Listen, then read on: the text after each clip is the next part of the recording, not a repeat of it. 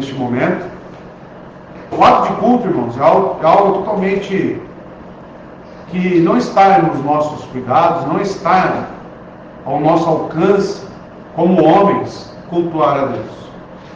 É algo totalmente transcendente, é algo totalmente gerado por Ele e capacitado pelo próprio Deus. Tudo que envolve culto, alegria em estar aqui, gratidão, reverência, temor, tudo isso é comunicado pelo Espírito Santo. E devemos pedir a Ele, para que possamos aqui em espírito e em verdade, cultuá-lo da forma como Ele deseja. Eu sempre lembro de Uzá. Lembram de Uzá? Que foi ali conduzir a arca foi, tombou, foi cair, ele colocou a mão e foi fulminado. Vocês já perguntaram o porquê que ele foi fulminado? Tanto Davi, quanto eles que estavam envolvidos, estavam levando a presença de Deus, que era a arca, de uma forma que ele não prescreveu. Existia a forma correta de transportar a arca, assim como também existe a forma correta de cultuar a Deus, e esta é em espírito e em verdade. Então devemos buscar isso nessa oração, que você ore nesse momento e busque a ajuda do nosso Senhor. Amém? Vamos orar. Eterno Deus, nosso Pai, muito obrigado, Deus. Estamos alegres em poder estar aqui neste dia do Senhor, mais uma vez, lhe buscando e juntos como uma igreja, lhe cultuando. Obrigado pelo privilégio, porque a sua providência, o seu cuidado nos trouxe até aqui. Mais uma semana se inicia, mais uma semana se passou, e o Senhor nos abençoou. Obrigado. Que este culto seja uma resultante, Deus, de tudo aquilo que buscamos em Ti, durante todos os dias semanais. Em total reverência, temor e consagração a Ti, entregamos este culto. Mas pedimos ao Senhor que o Espírito Santo esteja nos capacitando e nos direcionando. Necessitamos, Deus, da aplicação dos princípios espirituais, para que o Senhor aceite esse culto e possamos estar aqui conforme as Escrituras, conforme prescreve a Sua palavra. Nos ajude, Senhor, que possamos agora, em um senso de total humilhação e necessidade, buscar ao Senhor, agradecê-lo e estarmos alegres pela salvação em Cristo Jesus. Nos conduza, Pai, necessitamos da Tua graça. Assim oramos, em nome de Jesus Cristo. Amém. Salmo 70, irmãos, abra aí no Salmo 70. Será o salmo que será entoado, cantado aqui. Salmo 70, um salmo de Davi. Já cantamos este salmo. Cantaremos novamente, com entendimento. Diz assim a palavra de Deus, no Salmo 70. Apressa-te, ó Deus, para me livrar. Apressa-te para me socorrer, ó Senhor. Sejam envergonhados e confundidos aqueles que buscam a minha alma. Voltem para trás e confundam-se aqueles que desejam me ferir. Que eles se virem para trás como recompensa por sua vergonha. Aqueles que dizem, Verso 4. Que todos aqueles que te buscam se regozijem e fiquem felizes em ti. E que aqueles que amam a tua salvação digam continuamente, magnificado seja Deus. Verso 5 e último. Mas eu sou pobre e necessitado. Apressa-te a mim, ó Deus. Tu és meu socorro e o meu libertador. Ó Senhor, não te demores. Davi, como sempre, irmãos, nas suas orações escritas a Deus, ele diz ao Senhor, recorre a Deus como a fonte dos seus socorros, como o ponto forte do seu abrigo. Ele diz: apressa-te, ó Deus, para me livrar, apressa-te para me socorrer, ó Senhor.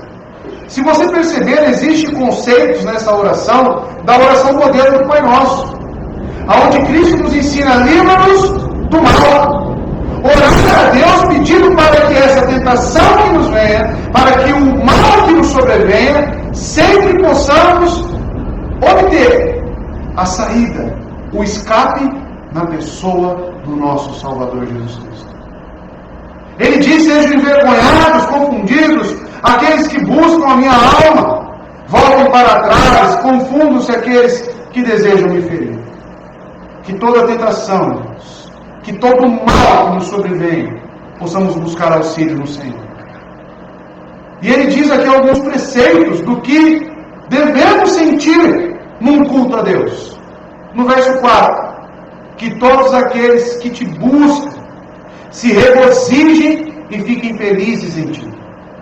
E que aqueles que amam a tua salvação digam continuamente: magnificado seja Deus. Alegria, contentamento, felicidade é o que encontramos neste Deus. É o que encontramos no nosso Salvador.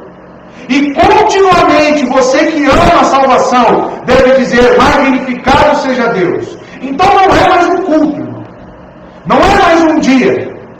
É um momento especial para você se contentar e lembrar do seu Salvador, se alegrando e dizendo: magnificado seja Deus. Verso 5 diz, ele traz para a sua pessoa dizendo: mas eu sou pobre e necessitado, apressa-te a mim, ó Deus. Tu és o meu socorro e o meu libertador. Ó Senhor, não te demores. Assim como ansiamos pela sua segunda vinda, assim podemos cantar também. Porque mesmo com base na esperança e nas promessas de Cristo, na segurança que Ele nos passa, é certo que desejamos ter o nosso encontro com Ele. Então que você possa cantar isso, que você possa se alegrar no Senhor mais uma vez, cantando com base no Salmo 70. Amém? Fique de pé e vamos juntos salmodiar ao Senhor.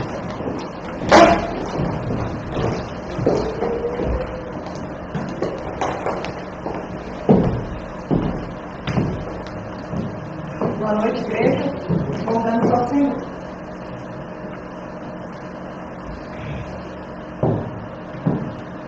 Trata-te, ó Deus, em me livrar, seguro venha acudir, tenha vergonha e confusão, que minha vida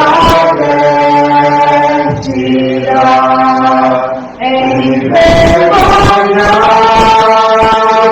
volta atrás, quem se compraz do meu sofrer, vergonha aos faça recuar, pois eles zombam do meu mal. Quem te procura, ó Senhor,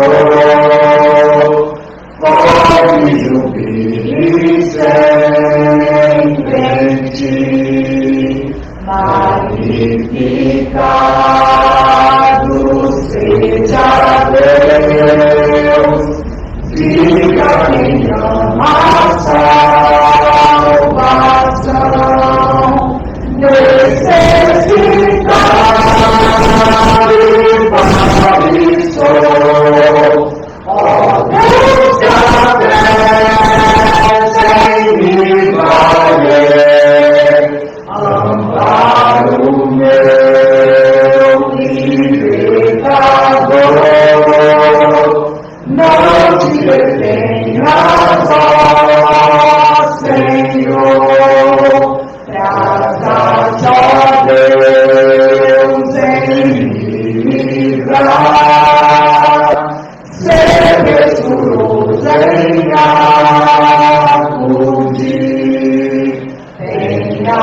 vergonha e confusão que minha vida quer tirar, envergonhado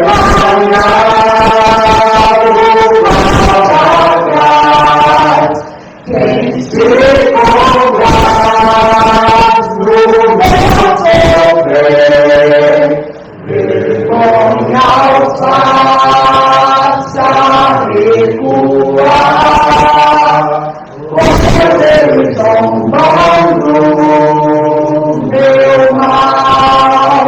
Quem te procura, ó Senhor,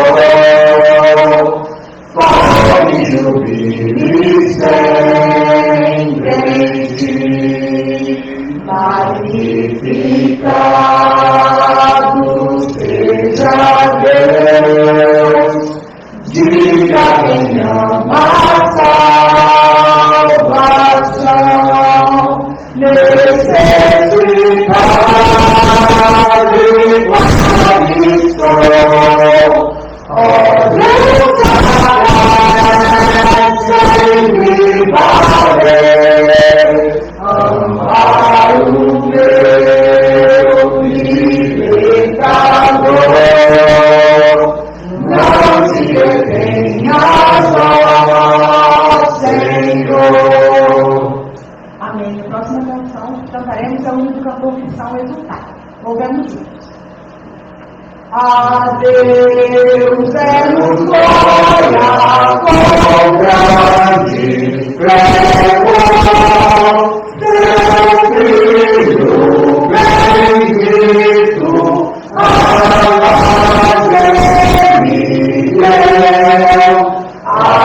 graça concede ao mais vil pecador, abrindo-lhe a porta de entrar no céu. Exultai, ninguém pode louvar. A Jesus Salvador, a Jesus Redentor, a Deus demos glória, orando no céu, seu Filho bendito, a nós ele deu. Oh, graça real foi assim que Jesus, morrendo seu sangue, por nós derramou. Herança no céu com os santos em luz, comprou Jesus, pois o preço pagou. Exultai, vinde todos louvar a Jesus Salvador, a Jesus Redentor, a Deus demos glória, louvado no céu, seu Filho bendito, a nós ele deu. A Ele nos convida ao rasgo de amor, nos merecimento do Filho de Deus. E quem nos confia no céu salvador, vai ver o sentado na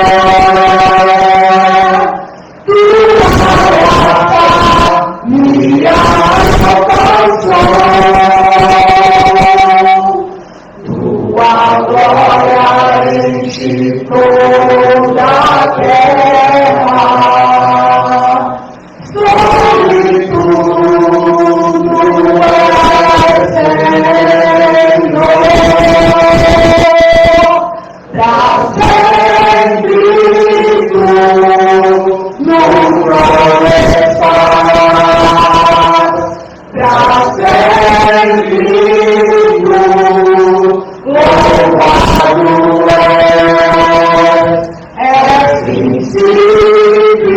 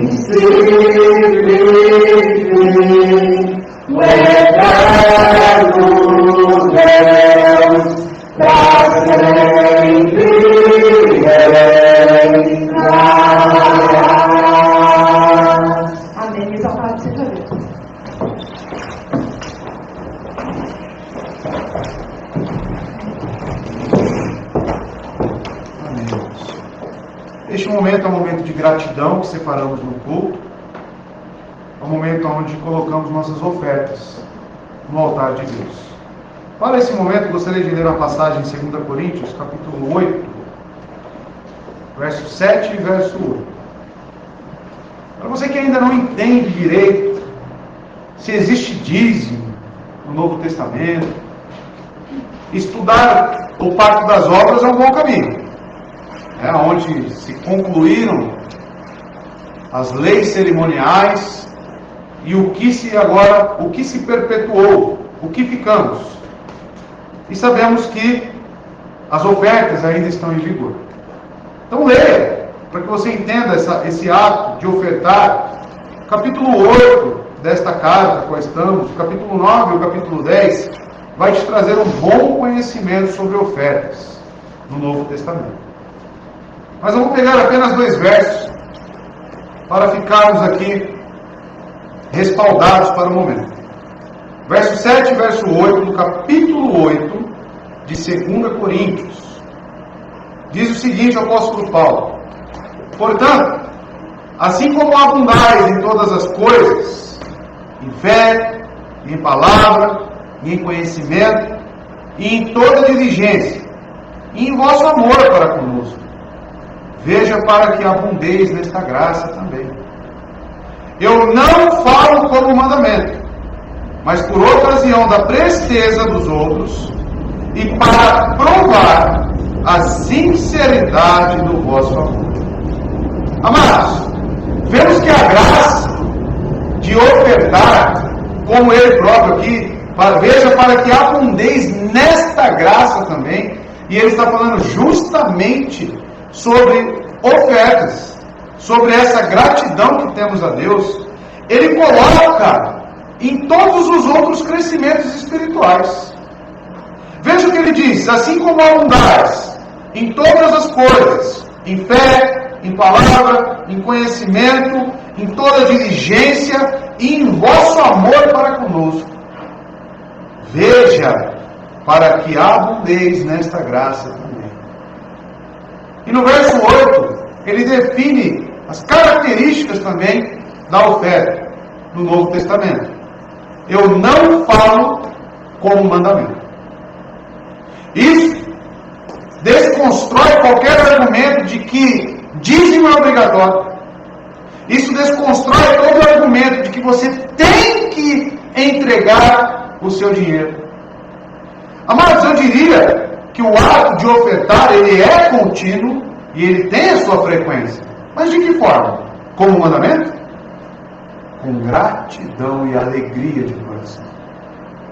Não 10, não 20, mas o que o seu coração mandar. Eu não falo como mandamento, mas por ocasião da presteza dos outros e para provar a sinceridade do vosso amor. Aqui ele explica o porquê que você coloca os seus recursos na casa de Deus. Para o cuidado desse ministério. Para o cuidado dos ministros do Evangelho. E também, principalmente, para provar a sinceridade do vosso amor. Como é que eu posso dizer que amo a Cristo, sendo que eu não sou grato a Ele? E ofertar é um ato de gratidão. E é com base nisso, irmãos, que ofertamos neste momento. Então, se você veio preparado, poderá então estar entregando a sua oferta. A Juliane passará aí no seu local e você poderá então estar contribuindo com a obra de Deus. Você que nos assiste, poderá então estar ofertando também. Os dados bancários: IBR Mogi das Cruzes, CNPJ 39-799-944, 1000 contra dígito 06. O banco é o 290, PagSeguro, agência 0001 e conta corrente 166-165-36, dígito 5. Eu espero os dados bancários, caso você que está assistindo queira também ofertar aqui na casa de Deus. Eu gostaria, nesse momento, de pedir que o nosso irmão Victor fizesse uma oração, agradecendo a Deus por toda a provisão que Ele tem nos dado, e também nos nossos lares. Mas acima de tudo isso, irmãos, eu queria pedir que o Victor orasse, agradecendo pela gratidão que Ele coloca nos nossos corações. Porque porque isso é uma dádiva. Isso é um cuidado de Deus para nós. Vamos orar. Obrigado por esse momento, Senhor, que a gente pode expressar a gratidão. Obrigado pelo Senhor, Deus. Obrigado pelo sustento que o Senhor tem dado a cada um aqui. Que o Senhor pode continuar sustentando a cada um as condições de expressar a gratidão ao Senhor por todas as suas bênçãos, todo o seu cuidado para com o filho dele, para com cada um de nós. Continue sustentando os serviços que o Senhor tem feito e continue dando a cada um de nós cada vez mais gratidão ao Senhor.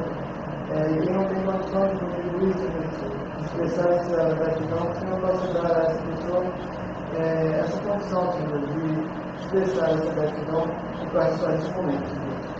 Peço tudo isso e agradeço em nome de Jesus. Amém. Vamos ao texto? Abra aí o Evangelho de João. Hoje iniciamos aqui o capítulo 6 do Evangelho de João. Abra aí o Evangelho de João. Capítulo 6.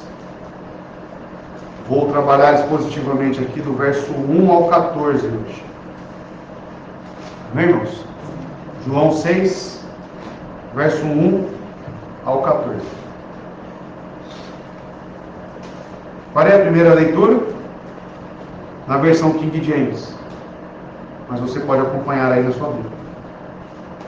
João 6, verso 1 ao 14. Diz o seguinte a palavra de Deus: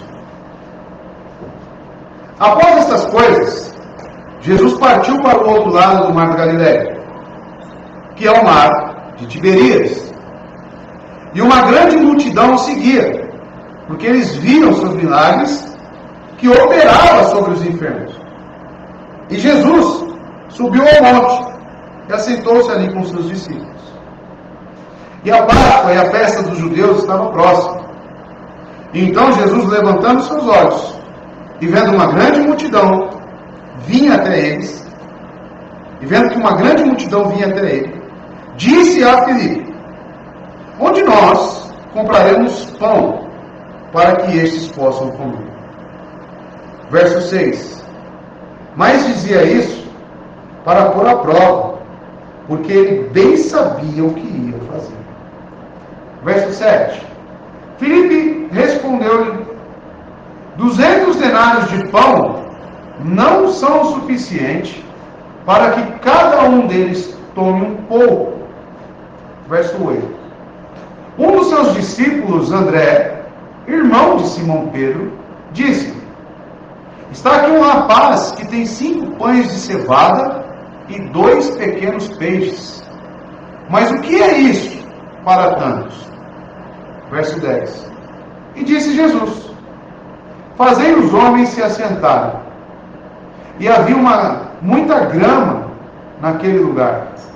Assim os homens se sentaram, em número de aproximadamente 5.000. Verso 11. E Jesus tomou os pães, e havendo dado graças, ele distribuiu para os discípulos, e os discípulos para os que estavam assentados, e do mesmo modo os peixes, quanto eles queriam. Verso 12. E quando estavam saciados, ele disse aos seus discípulos: recolhei os pedaços que sobraram, para que nada se perca. Verso 13. Recolheram, pois, e encheram 12 cestos de pedaços dos 5 pães de cevada, que sobejaram aos que haviam comido. E verso 14 e último. Então, vendo aqueles homens o milagre que Jesus tinha feito, diziam: este é verdadeiramente o profeta que devia vir ao mundo. Até aqui. Vamos orar mais uma vez? É necessário agora, irmãos, mais uma vez, assim como o ato de cultuar, também precisamos do entendimento que provém do Espírito. Para que essa palavra faça sentido no seu coração, para que possamos ser exortados, corrigidos e conformados cada vez mais à imagem de Cristo. Então, ore e busque isso no Senhor. Amém? Vamos orar. Eterno Deus, nosso Pai, mais uma vez estamos aqui pela sua graça, diante da sua palavra, a qual já foi lida. Senhor, a sua palavra é de suma importância para as nossas vidas, porque é por meio dela que somos santificados, que somos alimentados, corrigidos. A sua palavra, Deus, ela é luz para os nossos pés.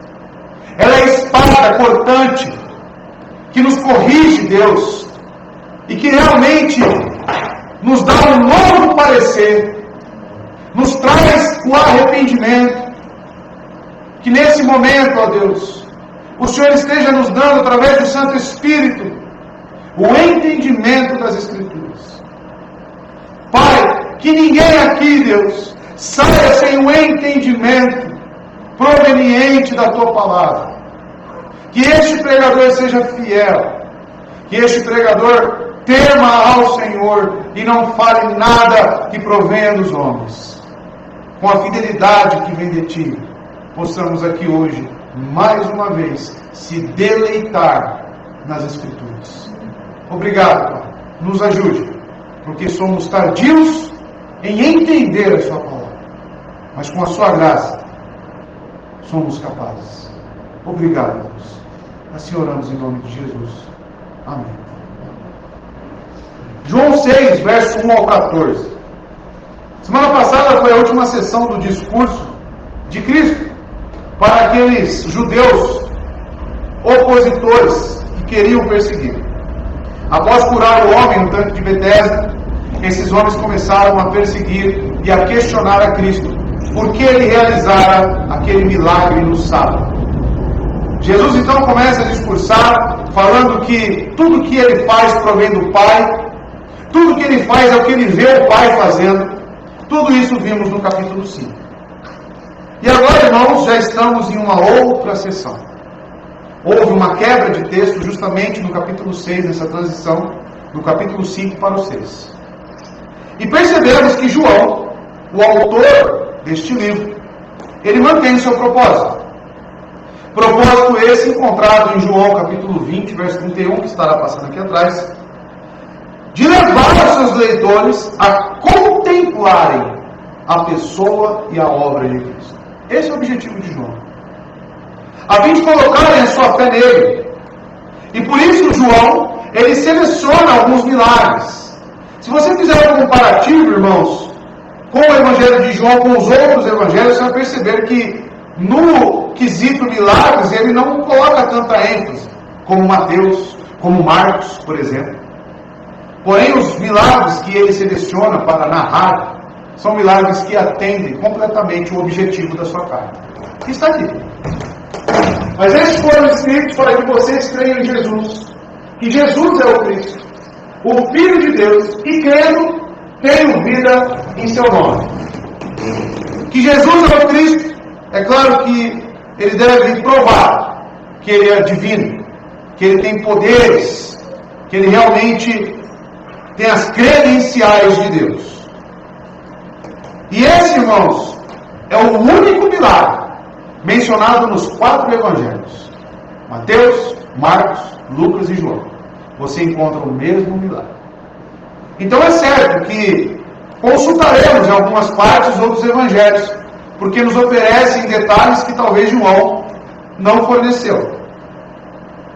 Há apenas pequenas diferenças, irmãos, entre eles, pois 4 espectadores diferentes, olhando de perspectivas diferentes, escreveram conforme os seus objetivos.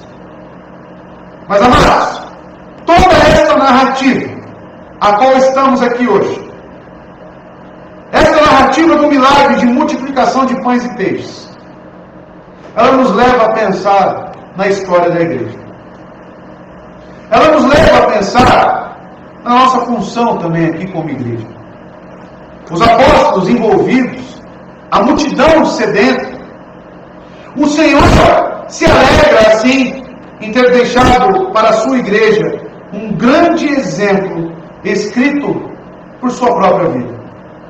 Tal como ele ressuscitou dos mortos, deve a igreja também fazê-lo. Assim como Cristo curou os enfermos, a igreja também deve curar espiritualmente essas pessoas. Conforme no texto bíblico aqui, amados, o papel da igreja hoje, o meu papel como membro da igreja de Cristo, O seu papel é dar de comer às almas famintas. O cargo diante de nós provê um nobre retrato do nosso dever, da nossa missão e do nosso comprometimento com Cristo. Esperamos que o Mestre faça por cada um de nós aqui, para que possamos trabalhar intensamente por Ele, saciando essas almas que necessitam do Evangelho e da cura para cada uma delas. Além disso, amados, ele traça um paralelo marcante aqui entre o capítulo 5 e 6. E no anterior, vocês perceberam que Jesus mostrou que foi rejeitado. João mostrou que Jesus foi rejeitado na região da Judéia, em Jerusalém. Nesta sessão agora, indicará como Jesus foi rejeitado em outra região, agora na Galiléia. Lembra que eu disse que o capítulo 5 era um marco que representaria a perseguição a Cristo? Então veja, do capítulo 5 para o capítulo 6, apesar de se iniciar com um milagre, também vai marcar uma rejeição e uma perseguição a Cristo. Principalmente uma rejeição. O relato dessa dupla rejeição, capítulo 5 e capítulo 6, é necessário para fornecer um pano de fundo para os próximos capítulos. Pois faz o amor compassivo do Salvador se destacar agudamente contra o pano de fundo da ingratidão. Quando eu penso em ingratidão, quando eu penso em rejeição, eu olho para esse texto e me sinto profundamente constrangido, irmãos. Estamos diante de um milagre onde Jesus Cristo está saciando essas pessoas, mesmo essas pessoas o procurando com motivos egoístas. Ele não cessa de fornecer os milagres. Ele não cessa de saciar essas pessoas. Neste sermão, irmãos, nestas palavras, contém ensinamentos tremendos para nossas vidas. Diante da ingratidão do homem, muitos de nós aqui desejamos pausar os nossos trabalhos. Diante da resposta que as pessoas dão, diante do Evangelho, diante da entrega, olhando para o homem em si, não temos motivação alguma para continuar com o nosso trabalho. Porém, quando olhamos para esse texto, do compromisso que Cristo tem para com o Pai, de fazer tudo aquilo que Ele vê o Pai fazendo, Ele não leva em consideração a resposta das pessoas. O que isso nos ensina? O que o texto nos mostrará? Que a nossa conduta para com Cristo não depende de merecimento ou de troca entre o que as pessoas fazem para com aquilo que eu faço a elas. A minha conduta e o meu compromisso é diretamente para com Cristo e não para com o que os homens veem ou recebem ou fazem em troca. Para entender mais isso, eu peço que você acompanhe a partir de agora, verso a verso. E entramos no texto a partir do verso 1. Aonde João vai dizer o seguinte: algum tempo depois, Jesus partiu para outra margem do mar da Galiléia, ou seja, do mar de Tiberíades. Quando o evangelista aqui inicialmente marca e abre o texto falando depois destas coisas, ele não especifica o período ao certo. Mas tomando por base as festas citadas no capítulo 5, verso 1, que antecede ao que estamos, você vai perceber que é citada uma festa dos judeus, que também não sabemos qual é, porque o evangelista não nos fala qual é. Mas sabemos que agora estamos numa festa registrada. Nesta passagem estava próxima a festa da Páscoa, como podemos ver no verso 4. Olhe na sua Bíblia. E a Páscoa, a festa dos judeus, estava próxima. Então, com base na festa, que não sabemos qual é, do capítulo 5, verso 1, e da festa agora citada no capítulo 6, verso 4, podemos ter uma margem aproximada do tempo que se passou depois destas coisas. E se presume aqui, por ser a Páscoa, que dentre 6 meses a 1 ano foi o período que se passou. Perceba que os eventos do capítulo 5 ocorrem em Jerusalém. E agora estamos novamente na região da Galileia. E o texto diz, conforme João, que Jesus partiu para essa região. Algum tempo depois, Jesus partiu. Outros evangelistas afirmam que isso aconteceu principalmente devido ao fato de João Batista ter morrido. Em João capítulo 5, verso 33. Cujas circunstâncias resultou em sua partida. Jesus agora se encontrava, segundo Mateus, pregando e ensinando na região da Galileia, especificamente em Nazaré, quando você consulta os paralelos entre os evangelhos. Mas olha só, aqui no capítulo 5, verso 33, ele faz uma alusão a João Batista.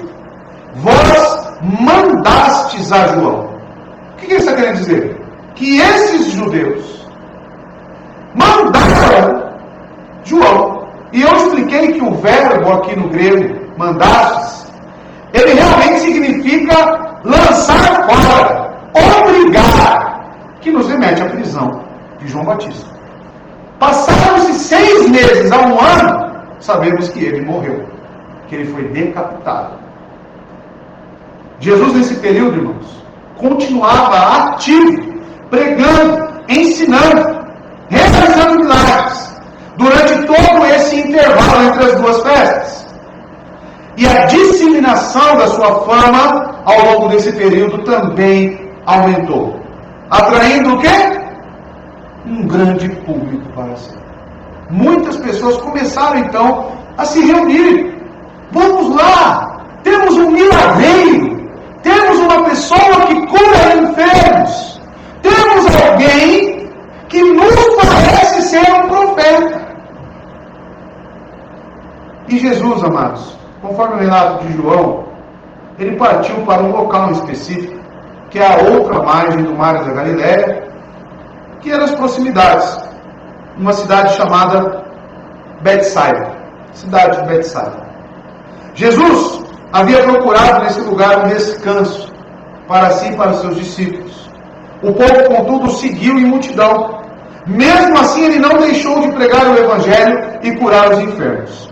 Lucas 9, verso 10, que também faz um paralelo a esse texto, ele fala sobre a Betsaida, qual eu citei. Veja só.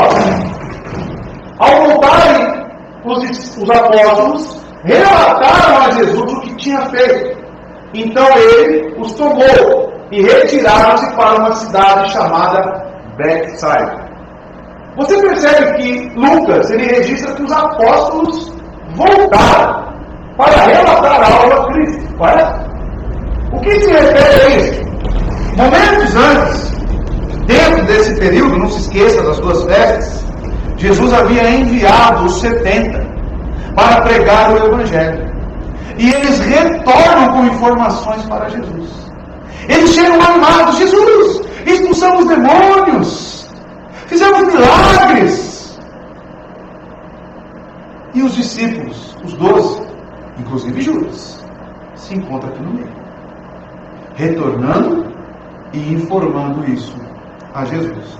Então é certo que após essa peregrinação, também somado à morte de João Batista, Jesus precisava de um tempo a só com seus discípulos, para oração e principalmente para descanso. E esse local era nas margens do Mar da Galileia, ou chamado também Mar de Tiberíades, conforme o verso 1. E por que chamava Tiberíades, como está o relato? Estamos em Jerusalém. E agora, amados, estávamos, em Jerusalém no capítulo 5, e no seguinte estamos outra vez na cidade da Galileia, na região da Galileia, perto do Mar de Tiberíades. Esse nome foi dado por Herodes Antipas, por volta do ano 20 depois de Cristo, em homenagem ao imperador Tibério César. Então, por volta do ano 20 depois de Cristo, esse mar foi denominado como Tiberíades, Mar de Tiberíades, em homenagem ao romano Tibério César. Tudo isso para explicar a preocupação que João tem de localizar onde Jesus está. Verso 2. E grande multidão continuava a segui-lo, porque viram os sinais miraculosos que ele tinha realizado nos doentes. João, já no verso 2, mais uma vez. Vimos isso no capítulo 2. Vimos isso no capítulo 5. Vimos isso no capítulo 3 também. E mais uma vez, ele se preocupa em nos informar qual era a motivação dessas pessoas em seguir Jesus. O que diz o texto? Grande multidão continuava a segui-lo. Por quê? Porque vira os sinais miraculosos. De muitas cidades, aldeias vizinhas, dessa região da Galileia, aonde ele vinha exercendo o seu ministério, pregando, operando milagres. Mas as pessoas não buscavam movidos a uma fé genuína. Eles o veem apenas como um operador de milagres, irmãos. Buscando apenas como alguém que pode ajudar a saciar as suas necessidades imediatas. Seguir a Cristo, irmãos, porque queremos algo dele, é um tremendo erro. Seguir a Cristo porque você quer se livrar do inferno é também um grande erro. Sempre relatado segundo esse Evangelho de João, que as pessoas que tinham intenções egoístas em estar perto de Cristo, em segui-lo, foram contundentemente rejeitadas, porque viram os sinais miraculosos. João deixa isso claro. Não buscavam pelos seus ensinos, perceba, ou pelo bem de suas almas.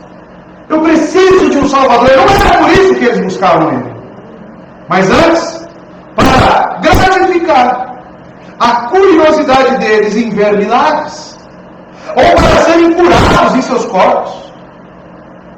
Eles não buscavam o libertador dos seus pecados. Veja, assim como em Jerusalém, lembra no capítulo 2, verso 23? Por que eles foram atraídos?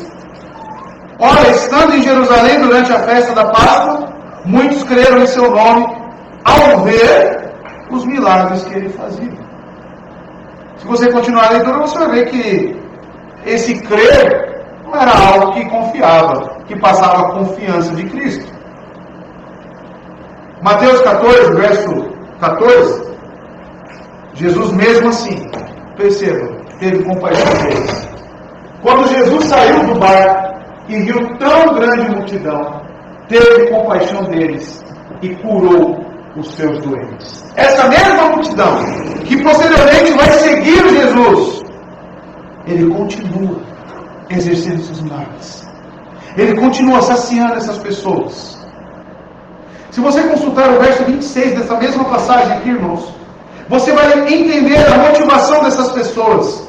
Jesus respondeu e disse: na verdade eu vos digo, que me buscais não porque vistes milagres, mas porque comestes do pão e vos saciastes. Essa é a motivação das pessoas. Essa é a motivação de muitos que estão dentro da igreja hoje. Muitos assimilam a falência das pessoas, e eu digo falências em todos os âmbitos. Sua vida está desse jeito porque você está longe da igreja. Você está longe da igreja e vai começar a vir maldições sobre você. Já ouviu algo parecido? Ou seja, esteja na igreja que você vai obter bênçãos, que você vai ser realizado e saciado. Invertem as ordens, invertem os propósitos. Não que uma pessoa que esteja em Cristo não seja guardada, preservada, abençoada. Mas, irmãos, eu não devo buscá-lo através daquilo que ele pode me oferecer. Eu não posso ter a minha crença, a minha fé em Cristo através das benesses que ele tem, que estão nele e são prometidas. Olha como é lindas as promessas de Cristo. Eu creio por causa das promessas. Você está errado. Você não tem que crer por causa das promessas. Você tem que crer porque ele é o Filho de Deus. Ele se humilhou, ele está humano e morreu naquela cruz. A base da nossa crença é a pessoa e obra de Cristo, e não promessas. Promessas são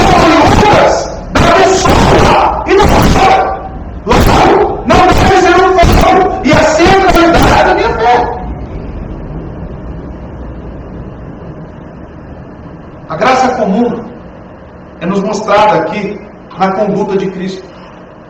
Antes mesmo de que a grande multidão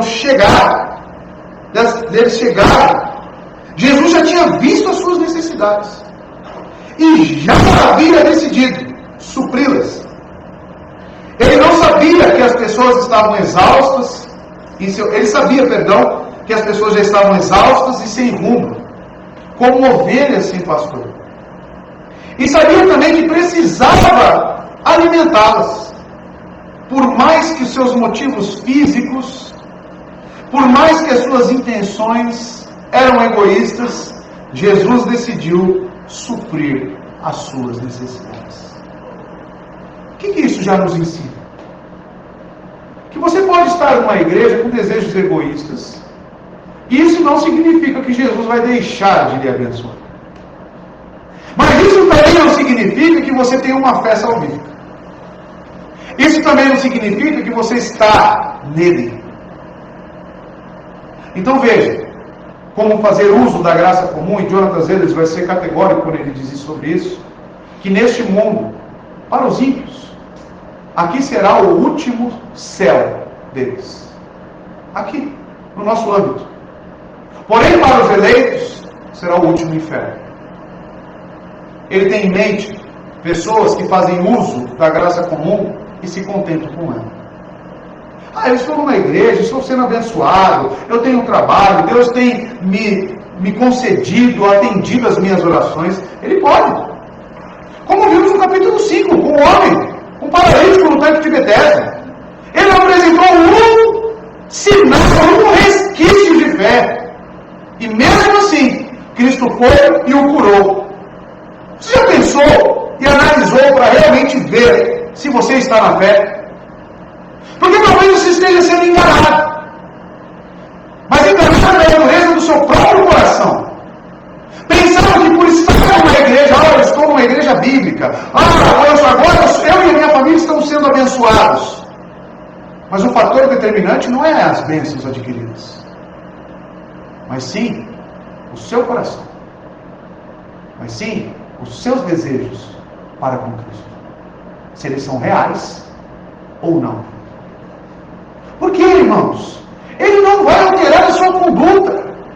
Ele continuará abençoando a sua igreja.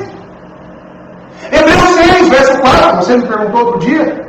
Pessoas que estavam no nosso meio foram participantes do Espírito Santo. Ou seja, estar numa igreja também lhe fará participante. A influência dos santos vai ter um impacto sobre a sua vida. Então, ou seja, eu sou abençoado. A sua casa é abençoada. Se você é um cristão verdadeiro e está numa casa de ímpios, a sua presença, ela santifica aquele lar. Deus abençoa o seu lar devido à sua presença ali. Mas isso não significa que realmente as pessoas que estão usufruindo dessas bênçãos, que realmente elas creem em Cristo. Isso deveria despertar em nós um temor. Isso deveria despertar em nós um senso de alerta. Aonde que realmente eu estou? Aonde que eu firmo as minhas convicções? Em quem eu confio? Nas promessas? No que eu posso adquirir? Em tudo está dando certo? Verso 3. Então Jesus subiu ao monte e sentou-se com os seus discípulos. Cristo, inquestionavelmente, buscou um lugar de retiro. Até que viesse a Páscoa, porque conforme informado no próximo verso, vai dizer que ela estava próxima.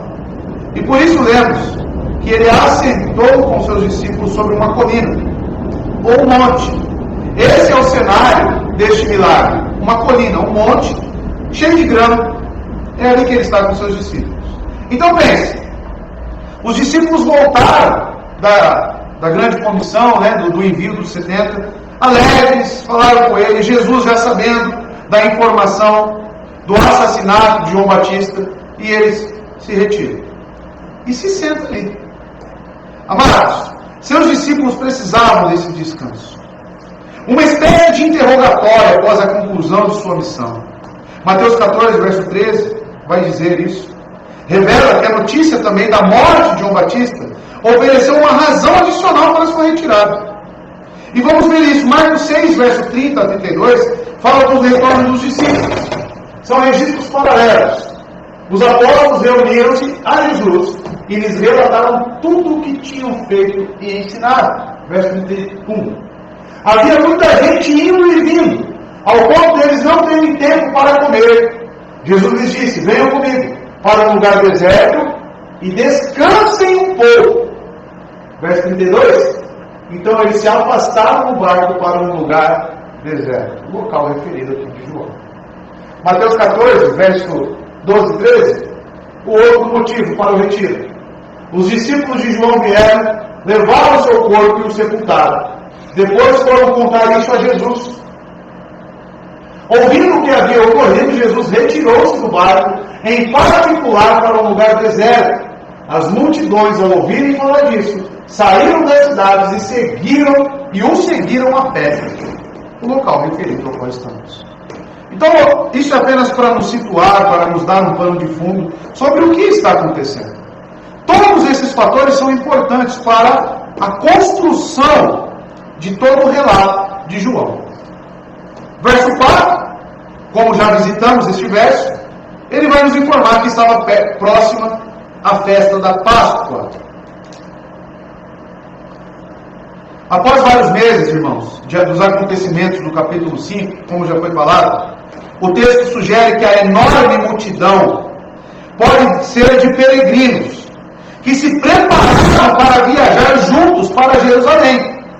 Nesta época, eles faziam grandes romarias, né? Se é assim que eu posso dizer. Grandes caravanas. Acredito que fica melhor, porque romaria é lá, né, da dita cuja. Então, essas caravanas, eles se organizavam, se preparavam para ir juntos para Jerusalém, observar a festa da Páscoa. Além disso, era a Páscoa, que comemora a libertação da nação do Egito. Os sentimentos nacionalistas dos judeus atingiam então o seu pico nesse momento. Eles estavam com os ânimos à flor da pele. Comemorar a Páscoa para o judeu nos remete muito ao sentimento que temos quando celebramos a ceia. Amados, eles estão então se preparando e estão prestes a participar de um grande milagre. Ver, constatar. Isso pode ajudar a explicar a tentativa forçada de tentar fazer Jesus rei. Veja no verso 15, que será o início do próximo sermão. Percebendo, pois, Jesus que estavam prestes a vir e levá-lo à força para fazerem o rei, ele partiu novamente sozinho para o monte. Então veja que aqui tem uma expectativa devido à festa da Páscoa, os ânimos estão aflorados, e imagine isso somado ao ver, ao constatar a pessoa de Cristo realizando um milagre tão grandioso. Verso 5. Levantando os olhos e vendo uma grande multidão que se aproximava, Jesus disse a Felipe: onde compraremos pão para esse povo comer? Levantando os olhos e vendo uma grande multidão que se aproximava, assim como previu a vinda dos samaritanos, lembra no capítulo 4, verso 35? Não dizeis vós, ainda há 4 meses, então virá a colheita. Eis que eu vos digo, levantai os vossos olhos e vedes os campos, porque eles já estão brancos para a colheita. Isso ele disse aos discípulos, ao ver aquela multidão de Samaria vindo até o seu encontro. Agora novamente ele diz, levantando os olhos e vendo a grande multidão que se aproximava. Amados, o Senhor já intentava a ajudar essas pessoas, a oferecer a sua graça comum a cada uma delas. O Senhor sabia o motivo superficial, como vimos no verso 26, mas ao olhar para a multidão ele demonstra o seu caráter piedoso, sua grande misericórdia. Porque não podemos excluir o fato de que essa multidão a pé, seguindo a Cristo, provavelmente debaixo deste sol ou calor, elas estavam cansadas, famintas. E mesmo assim, Cristo não leva em consideração as intenções, e vai e irá atender, através do milagre, as necessidades físicas. Mas com isso, ele faz uma pergunta a Felipe. Ele diz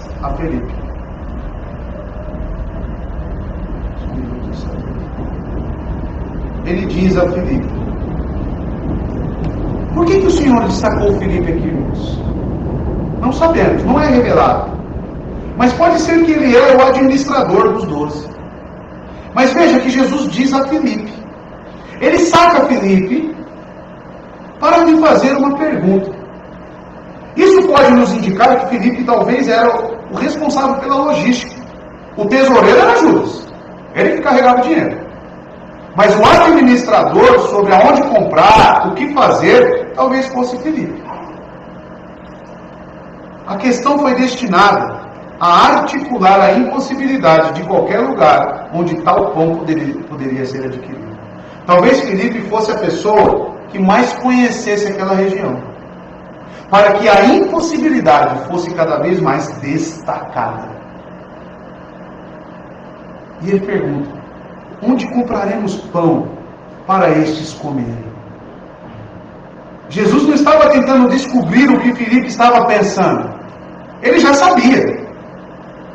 Amados, ele também não precisava da ajuda de Felipe para formular o plano.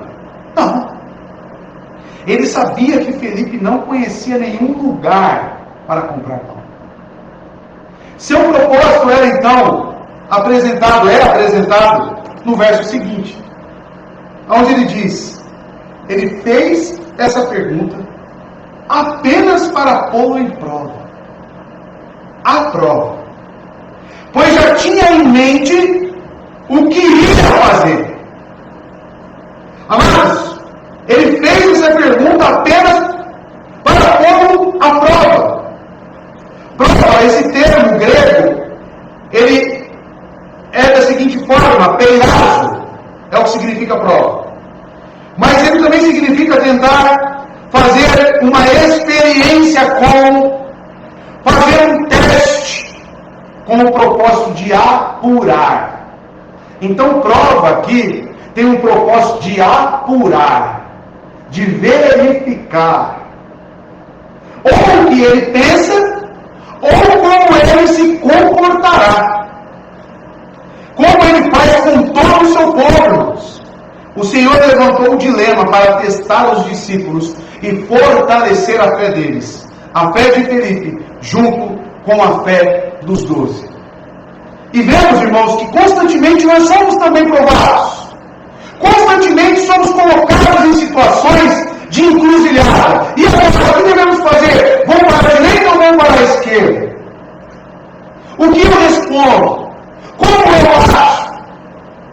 Essa é a forma, irmãos, daqueles que realmente têm fé, de serem testados, de realmente passarem por uma apuração. E como você resiste, ou responde, ou se sai, isso representa o tipo de fé que você tem. 1 Pedro capítulo 1, versos 6 e 7, diz o seguinte: nisso vocês exultam, ainda que agora, com um pouco de tempo, devam ser entristecidos por todo tipo de provação. Assim acontece para que fique comprovado que a fé que vocês têm, muito mais valiosa do que o ouro que perece, mesmo que refinado pelo fogo, é genuína e resultará em louvor, glória e honra quando Jesus Cristo for revelado. Mas somos testados, somos colocados em prova, para quê? Para que a nossa fé passe por essa averiguação. Tiago também vai dizer palavras semelhantes, no capítulo 1, versos 2 e 3. Meus irmãos, considerem motivo de grande alegria o fato de passarem por diversas provações, pois vocês sabem que a prova da sua fé produz perseverança. Isso é maravilhoso. Mas também pode ser a sua própria pedra de tropeço. Como você tem reagido, irmão? Como você tem se deparado com as situações adversas na sua vida? Certamente temos sido colocados em prova, assim como o próprio Cristo fez com Filipe. Onde vamos comprar pão? Como você vai reagir? Como você vai responder? Amados, temos que entender que a nossa fé, ela é constatada através das nossas atitudes, através de como agimos e respondemos. Eu lembro claramente o dia que entraram na minha casa e roubaram todos os instrumentos da igreja. E eu havia acabado de voltar de um acampamento de jovens. Isso há alguns anos.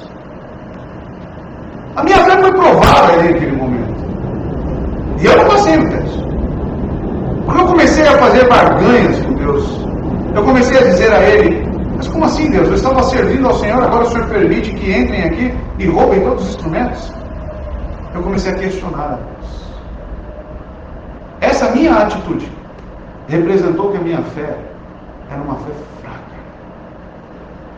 era uma fé inconstante, era uma fé acompanhada de muita incredulidade. Sim, mesmo Deus nos concedendo a fé, a nossa natureza contém incredulidade em nós. Assim como Filipe. Jesus já tinha em mente o que iria fazer. O Senhor desejava dar a Filipe uma oportunidade, assim como ele me deu nessa questão que eu falei aos irmãos, de revelar se ele tinha compaixão por essas pessoas e se tinha assimilado bem a lição ensinada pelos milagres como sinais. Se você se lembrar, no capítulo 2 do casamento em Caná da Galileia, Filipe estava lá? Filipe estava lá?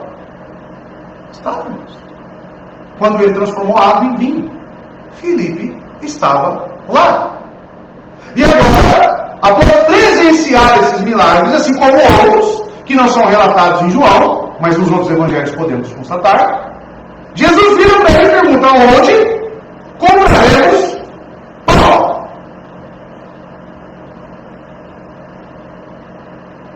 Amados, ele estava esperando uma resposta firme, convicta de Filipe, aonde iria expressar, indicar a majestade de Cristo, o poder, a glória do Senhor, a sua capacidade, a disposição de suprir cada necessidade, através de uma resposta de Filipe.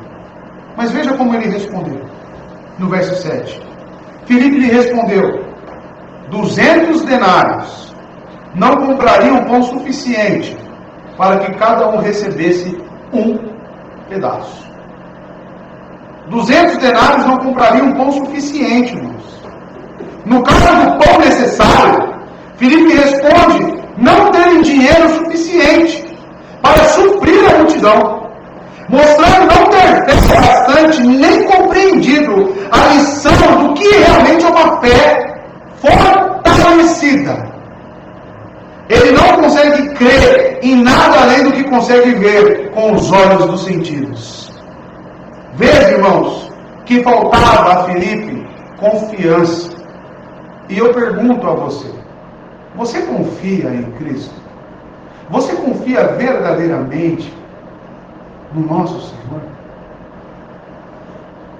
Filipe tinha uma mente pragmática. Filipe responde em termos literais.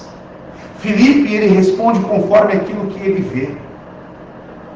Senhor, o problema não é onde, como se ele dissesse. O problema não é onde, mas como? Para atender essa grande multidão, é preciso ter pelo menos 200 denários, Senhor.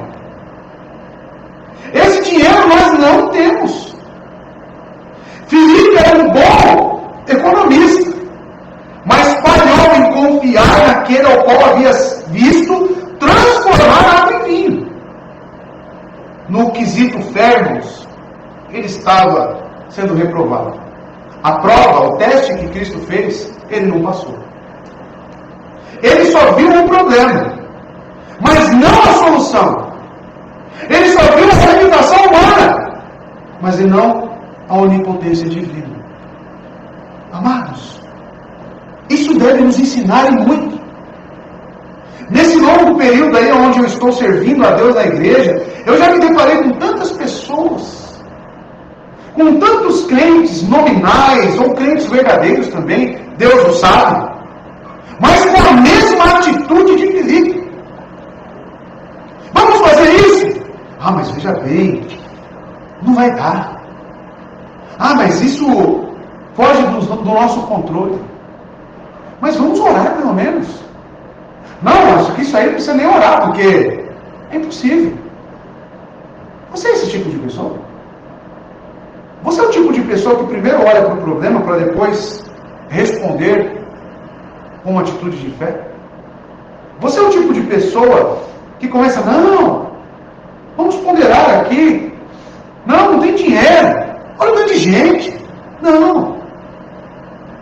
Ou você é aquele tipo de pessoa que pelo menos fala, vamos orar? Vamos orar. E se Deus começar a nos mostrar, vamos entrar nessa. Filipe estava com o próprio Cristo, com o próprio Deus, e duvidou. Provas ele já tinha. Você já tem provas de que Cristo é o próprio Deus? Você já constatou, você tem 100% de certeza de que Ele é capaz de fazer o que Ele deseja? A sua atitude vai responder isso. A forma como você responde aos testes a qual você é colocado diz sobre isso. E amados, não adianta você falar, não, eu não seria como Filipe. Como eu vejo muitos crentes fazendo promessas. Não, eu entendi isso, eu confio. A questão é, o tempo vai passar, meu irmão. As coisas vão piorar. E você vai permanecer com a mesma confiança? Essa é a questão. Quando a adversidade vir na sua casa, sobre a sua tenda, sobre a sua morada, quando a peste invadir, você permanecerá com a mesma confiança? Que tipo de fé você tem? Você deve ter uma resposta. Como? Analisando aquilo que você já viveu. Porque quanto mais vivemos, mais testes nos sobrevêm. Eu e minha esposa passamos pelos nossos. Você passa pelos seus. Mas como você reage? Você é aquela pessoa, não vou desistir. Para. Tem pessoas que diante do problema, irmãos, ficam paralisadas. Já viu pessoa assim? Paralisa. O que eu vou fazer? Não apresenta uma solução. Não apresenta o plano A. Se o plano A não dá certo, paralisa. Não adquire o plano B, não adquire o plano C. Não vai dar certo, eu confio em Deus. Não, eu vou seguir adiante. Eu vou continuar com Jesus. O Senhor é poderoso. Eu sei que esse dinheiro aqui, o Senhor nem precisa dele. Porque você transformou seu vinho, transforma essa areia em pão. Eu sei que o Senhor tem poder para isso. Vivemos pela fé e não por vista, irmãos. Vivemos não por aquilo que avistamos, por aquilo que é palpável, mas sim por aquilo que é transcendente. Para não bastar, chega mais uma pessoa na cena. Aí você pensa, vai solucionar o problema. Verso 8. Outro discípulo, meu charada. O charada Filipe já foi apresentado. Agora vem o meu charada. Outro discípulo, André, irmão de Simão Pedro, tomou a palavra. Aí você espera. Agora ele vai trazer a solução. Né? André pensou em algo. Ele teve uma ideia, isso é fato. Senão ele não tomava a palavra. Talvez não seja suficiente para tanta gente. Em todo caso, ele pensa certamente consigo. É seu dever procurar ver o que se pode fazer de melhor. André se sente na obrigação de fazer alguma coisa. E até então é louvável isso. Porque diante do problema, ele tenta trazer alguma solução. Ele tenta fazer alguma coisa. Ele tenta sair daquela posição estática, paralisada. Ele vai atrás de uma solução. E assim, o dia passou, irmão. até cair a noite. Marcos 6, 35, 37, que faz o paralelo com esse texto, fala que já era final da tarde. Veja só. Já era tarde, por isso os seus discípulos aproximaram-se dele e disseram: este é o lugar deserto, e já é tarde. Amados, não tinha dinheiro suficiente, talvez não tivesse o lugar onde se comprar o pão, e já estava a anoitecer. Ou seja, o cenário cada vez mais se complicava. O problema que nasceu de um tamanho já está ganhando corpo e magnitude. E André toma a palavra e diz o seguinte, verso 9: aqui está um rapaz com 5 pães de cevada e 2 peixinhos. Se parasse aqui, estava tudo certo. Se fosse até aqui, ó, está aqui Jesus. Sabemos que não temos dinheiro, sabemos que está aqui, ó, temos isso. E eu sei que isso na sua mão pode se transformar em grande abundância. Mas tem uma vírgula. Mas, ele complementa, o que é isso para tanta gente? Pois é, Filipe e André, os primeiros discípulos, como vimos no capítulo 1. É interessante observar alguns detalhes, que não apenas aqui, mas no capítulo 12, verso 20 a 22, vamos um pouquinho para frente aí no Evangelho, no capítulo 12, verso 20 a 22, olha só. E havia alguns gregos entre os que tinham subido para adorar na festa. Estes, pois, vieram a Filipe, que era de Betsaida da Galileia, o mesmo local aqui, e rogaram-lhe, dizendo: Senhor, queríamos ver a Jesus. Verso 22. Filipe veio e contou para André. E novamente André e Filipe disseram a Jesus. O texto, então, nos apresenta que existia uma certa proximidade entre Filipe e André.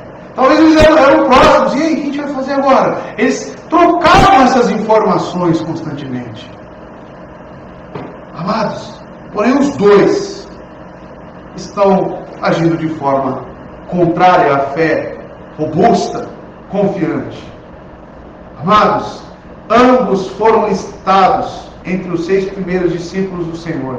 Ou seja, ambos já tiveram visto, já viram grandes milagres saindo das mãos do Senhor. E ele diz: aqui está um rapaz. Quantos sermões você já ouviu com foco no rapaz? Falando que esse rapaz, ele deu o que tinha, né? Esse rapaz, nós temos que ser como esse rapaz. Esse rapaz, ele foi desprendido das coisas, ninguém tinha nada, mas ele tinha alguma coisa. Amados, primeira coisa, o foco não é no rapaz, o foco é em Cristo. Ele é apenas apresentado por André. Está aqui, ó. Esse rapaz tem aqui 5 pãezinhos e 2 peixinhos. Só isso. Acabou aí a interação desse rapaz. Nada mais. Surge um problema entre os discípulos, irmãos. Eles provavelmente haviam debatido entre si sobre como resolver o problema de alimentar a multidão e chegado à mesma conclusão: de quem nem eles nem Jesus conseguiriam fazer. Olha que absurdo. Como não conseguiriam, a melhor coisa a fazer para eles era mandar todo mundo ir embora. E onde nós vemos isso? Mateus 14, verso 16. Olha só. Respondeu Jesus: eles não precisam ir, deles vocês algo para comer. Se Jesus diz isso, não, eles não precisam ir, qual era a atitude dos discípulos? Queria mandar a pessoa embora. Ó, não tem dinheiro, está anoitecendo, não tem local onde se comprar. Solução: manda todo mundo embora. Manda todo mundo para sua casa, cada um que compra na sua casa. Tem que dar peixe nem pão para ninguém não. Vai embora, se vira.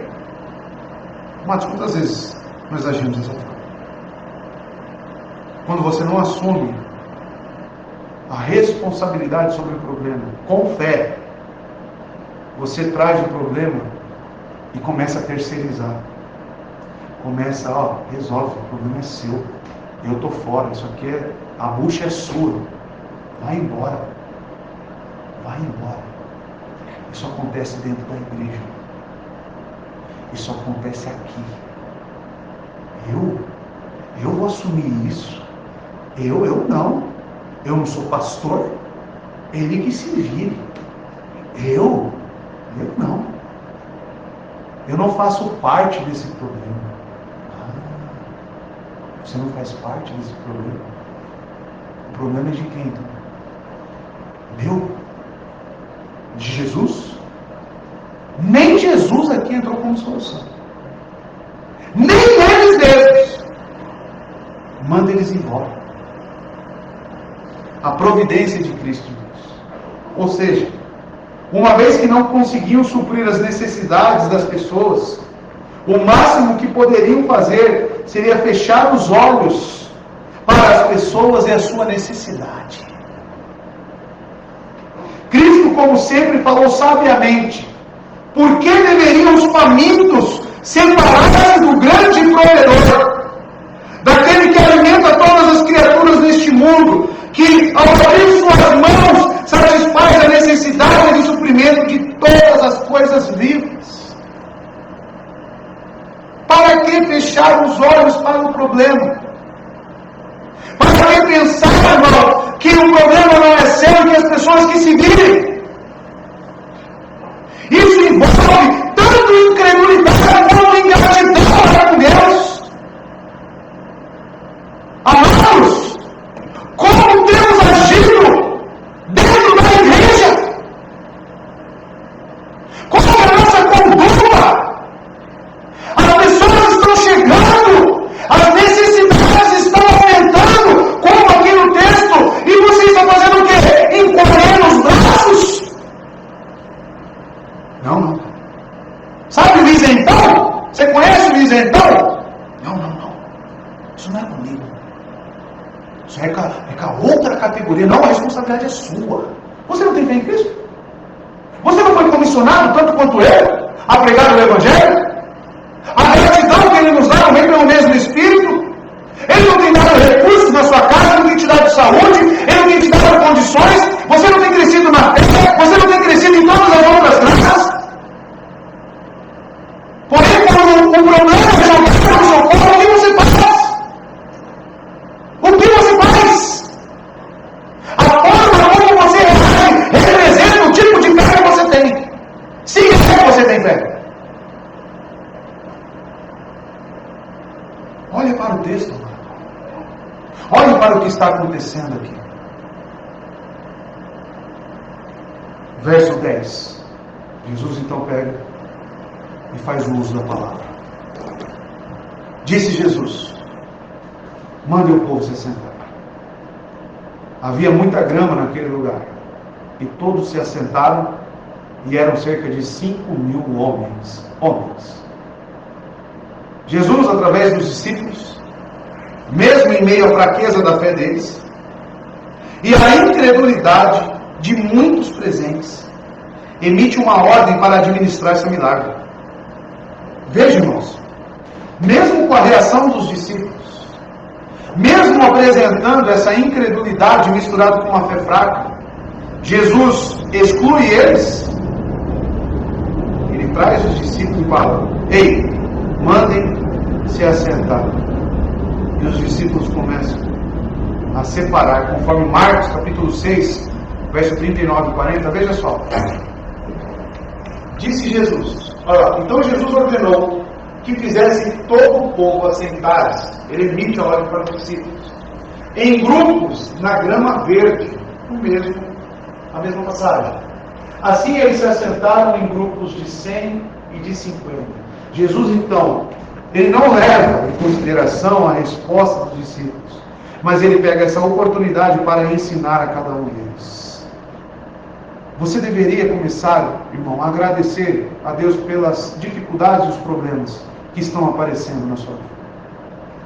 Porque Cristo constantemente nos faz ser parte deste problema. Para cada vez mais Ele trabalhar em mim e em você. Não fuja dos problemas. Não fuja das prioridades de Cristo. Porque Ele não tem intenção de te deixar num canto e te dar um travesseiro e uma coberta para você ficar acomodado, longe do problema. No mundo tereis aflições.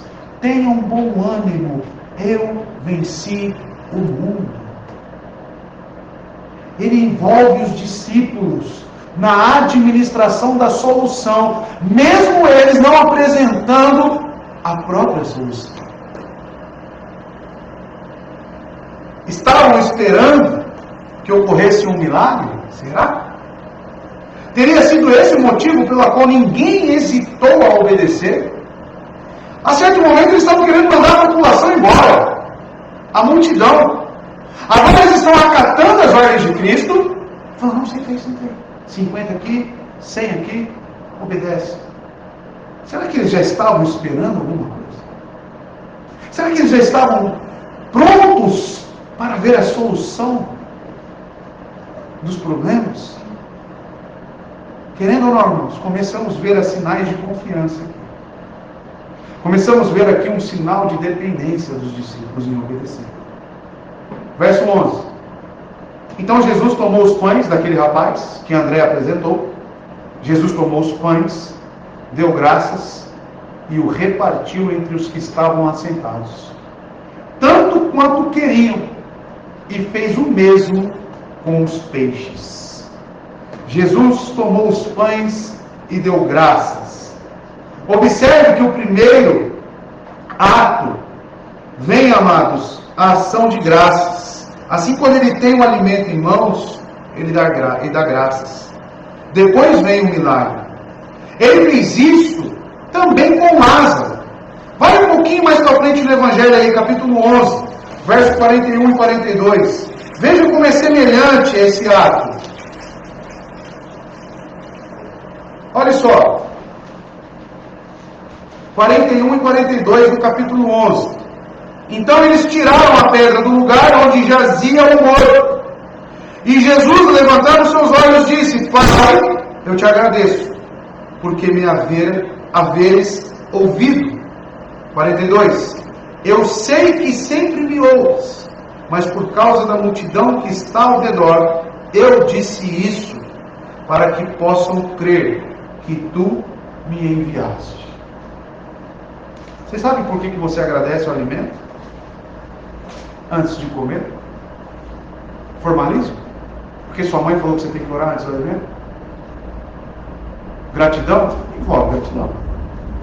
Mas principalmente para as pessoas que estão vendo, saber que aquele alimento está na sua casa graças à provisão de Deus. Assim como esse ato, como Lázaro, ele ora para que as pessoas saibam que aquilo vem do alto. Assim ele também faz aqui. E assim, depois de dar graças, os repartiu entre os que estavam assentados.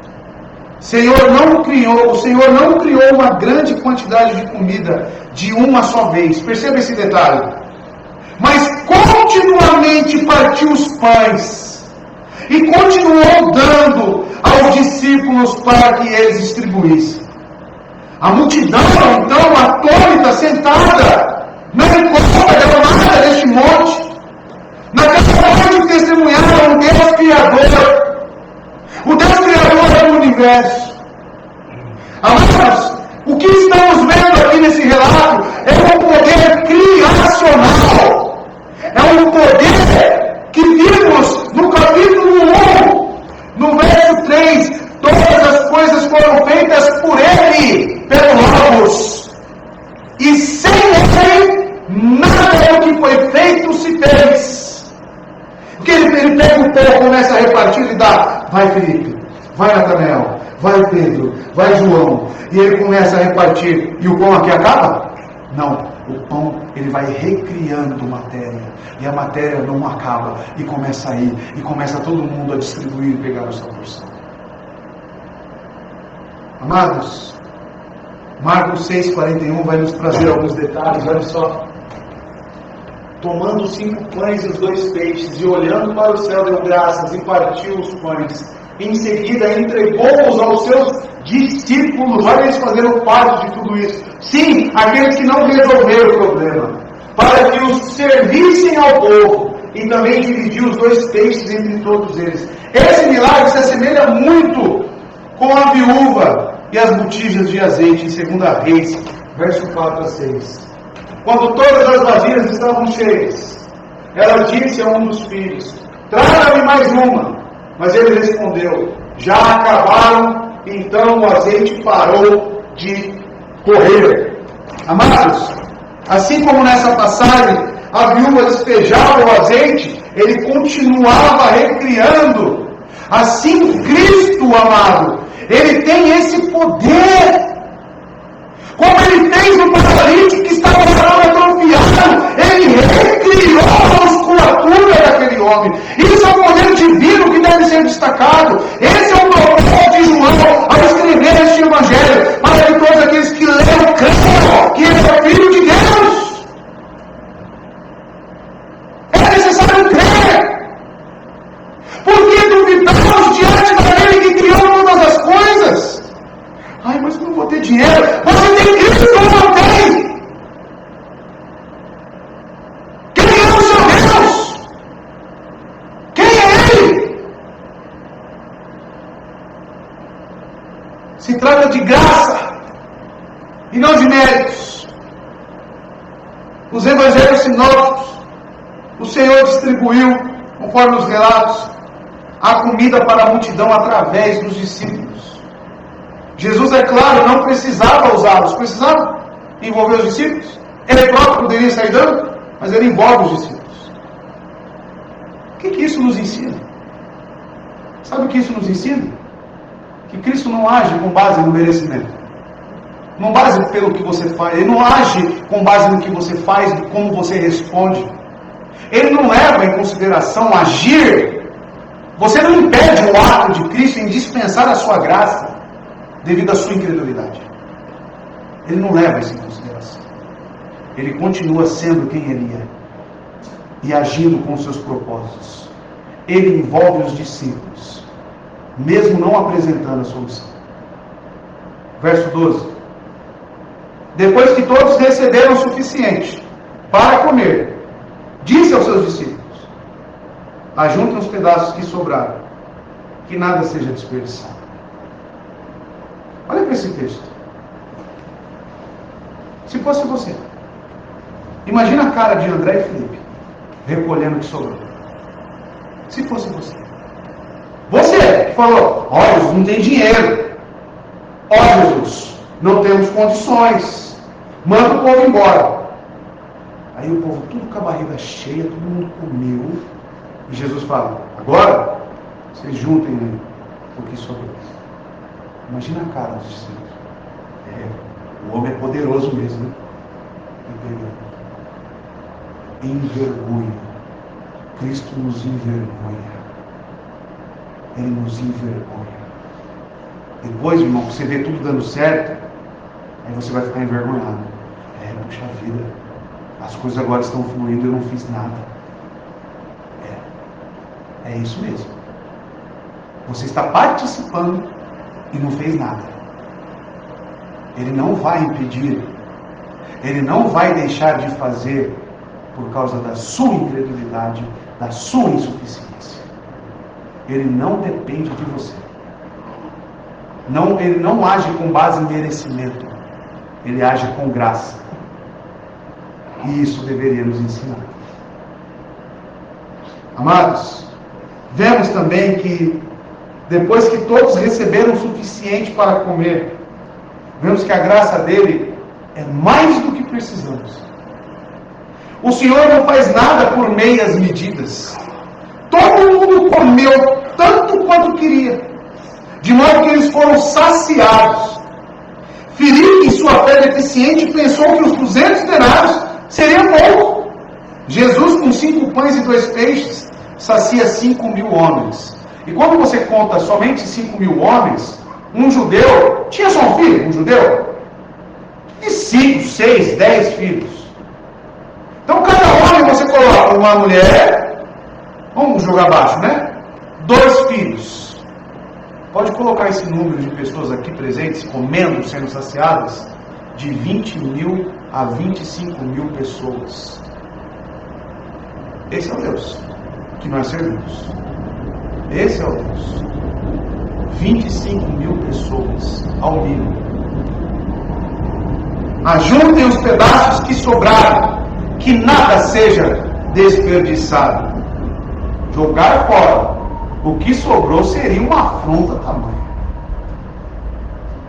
É de se esperar que o desperdício estivesse fora de questão. O pouco dinheiro ou pouco alimento significaria agora uma esperança fiel. O que se espera dos discípulos? Não, vamos guardar, mesmo que seja um pãozinho e um peixe, porque agora a gente sabe. Se de novo ele nos testar, pelo menos agora eu já saco do meu próprio bolso aqui o pãozinho e o peixinho. Amados, tudo que sobrou poderia facilmente se tornar muito nas mãos de Cristo. Aprendemos então, irmãos, o quê? Que a migalha que você dá para Cristo, que a miséria que você dá, Ele pode transformar em muita coisa. Por quê? Se trata de graça, não se trata de méritos. Ele pega, mesmo você com essa deficiência, mesmo fraquinho, mesmo não crendo, mesmo falando que não tem dinheiro, ele vai, tá bom, então vem aqui, e transforma isso em virtude. Amados, assim age o nosso Deus. Assim age o nosso Deus. Verso 13. Então eles os ajuntaram e encheram 12 cestos com os pedaços dos 5 pães de cevada deixados por aqueles que tinham comido. 12 cestos. Que graça abundante, né? Isso é a graça abundante do nosso Senhor. E uma espantosa exibição de graça abundante de Deus. As sobras excederam em muito aos 5 pães e 2 peixes. Alguns pensam que os 12 cestos simbolizam a provisão de Deus para as 12 tribos. Aí ficam fazendo essa numerologia aí. Não. Esse não é o caso. O foco é que ele pegou 5 pães, 2 peixinhos, comeu toda essa multidão, e saciado é o termo que utilizaram. Ou seja, barriga cheia. E sobrou 12 cestos. Graça abundante. 14 e último. Depois de ver o sinal miraculoso que Jesus tinha realizado, o povo começou a dizer, sem dúvida, este é o profeta que devia vir ao mundo. Surpreendido pelo sinal que Jesus tinha realizado, o povo disse, este verdadeiramente é o profeta que deveria vir ao mundo. A referência à profecia messiânica dada por Moisés, em Deuteronômio 18, verso 15 a 19. Sem dúvida, a provisão milagrosa de Jesus de alimentos que ele providenciou, lembrou a multidão de quem? De Moisés, com o maná no deserto. E vocês vão ver que a referência tem plausibilidade devido ao fato que eles citam Moisés aqui no capítulo 6. Nos deu um sinal, porque Moisés nos deu maná no deserto. Então eles olhando para Cristo nesse milagre, eles pensaram em Moisés e no maná. Um milagre, porém com uma ideia errada. A alimentação da multidão foi um verdadeiro milagre criativo. As pessoas corretamente perceberam que o milagre era sobrenatural e provou que Jesus era realmente um profeta, como está escrito. Embora tirassem conclusões erradas sobre o que significa este milagre, a ideia que tinham sobre o Messias não passava de um Messias terreno. Nada passou de um desejo egoísta. E vocês vão ver isso no desenrolar de todo o capítulo 6. A declaração da multidão foi feita após Jesus curar os doentes e encher os seus estômagos. Revelou que as pessoas estavam realmente procurando um Messias. Em um Messias, aquilo que elas queriam por necessidade. Eles queriam um libertador terrestre. Aquele que iria satisfazer todas as suas necessidades físicas, a sua alimentação, saúde, estavam no topo da lista, bem como libertá-los do jugo, odiados da opressão romana. Vocês vão ver no verso 15, qual que era a ideia desses homens agora? Eu não preciso mais me preocupar em trabalhar para comer. Eu não preciso mais me preocupar em ficar doente.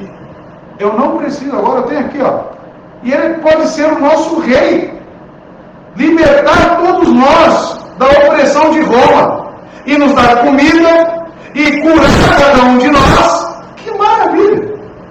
Parece o seu desejo que você tem pelo céu, né?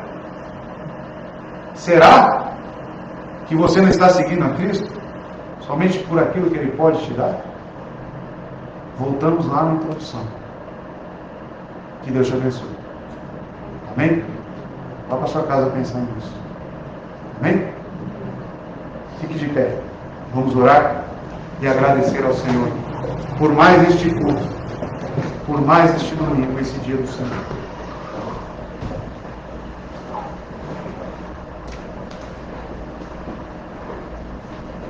Oremos.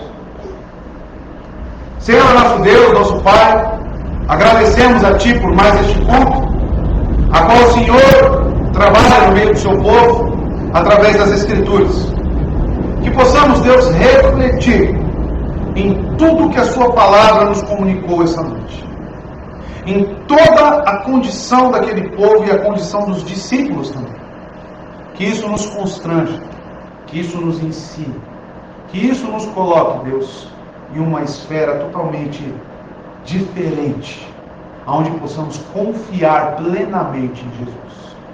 Nos ajude, Senhor. Que a Sua igreja continue, Deus, sendo trabalhada, sendo edificada no conhecimento da Tua palavra. Que o Senhor continue a quebrar os nossos corações. Que o Senhor continue, Deus, a nos dar essa esperança, essa confiança cada vez mais forte. Nos ajude, porque somos tardios em entender. Todos os dias queremos, Deus, e desejamos fazer aquilo que a Sua palavra diz que é pecado. Necessitamos da Tua graça. Que o Senhor, Deus, possa nos purificar e nos santificar. Que a Sua igreja cresça no conhecimento das Escrituras, na santificação e também na comunhão. Nos ajude, Deus. E que a graça e a paz do nosso Senhor e Salvador Jesus Cristo, que o amor de Deus e a consolação do Espírito Santo esteja com toda a igreja. Assim oramos em nome de Jesus. Amém. Deus abençoe, uma ótima semana aos irmãos. Não vá embora, temos cantina. Temos cantina e temos também